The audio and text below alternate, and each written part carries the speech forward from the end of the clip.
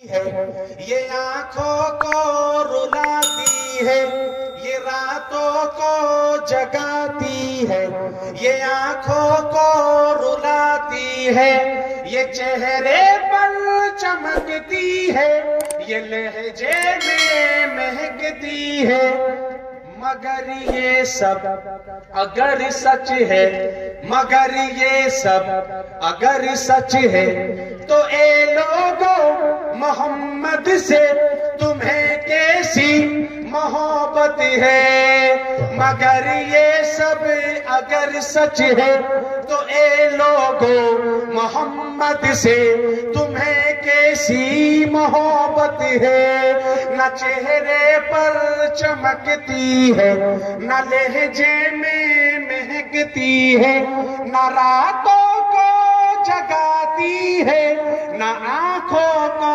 رلاتی ہے، تمہیں آقا مدنی سے بھلا کیسی محبت ہے، سنا تھا ہم نے لوگوں سے محبت چیز ایسی ہے۔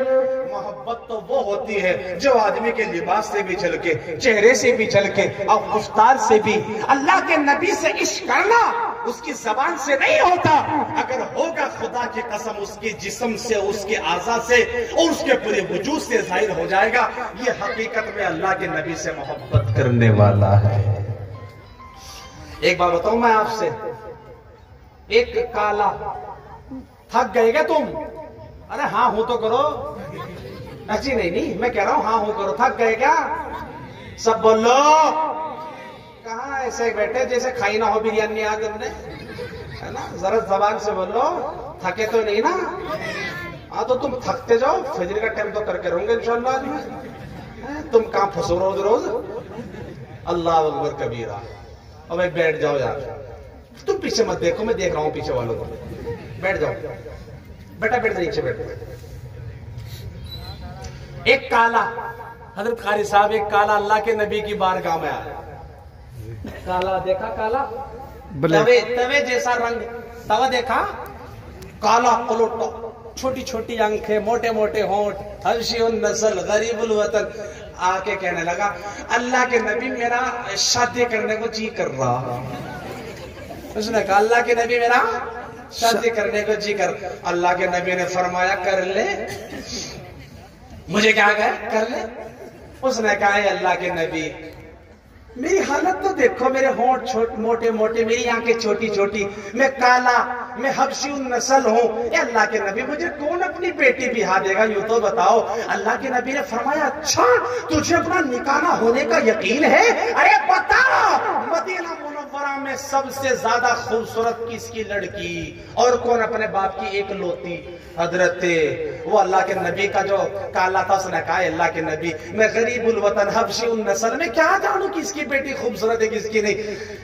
کسی نے کہا اللہ کے نبی عبداللہ بن مسعود کی ایک خوبصورت بیٹی ہے، حسن و جمال میں بے مثال ہے۔ اللہ کے نبی نے فرمایا او میرے کالے جا اور جا کر عبداللہ بن مسعود سے کہیے مجھے اللہ کے نبی نے بھیجا اور تیری بیٹی کا نکاح میرے ساتھ طے کر دے، رخصتی کر۔ اب وہ تو خوشی کے مارا پھلانا سمایا، سوچا تیرا کام پڑ گا، ہے نا؟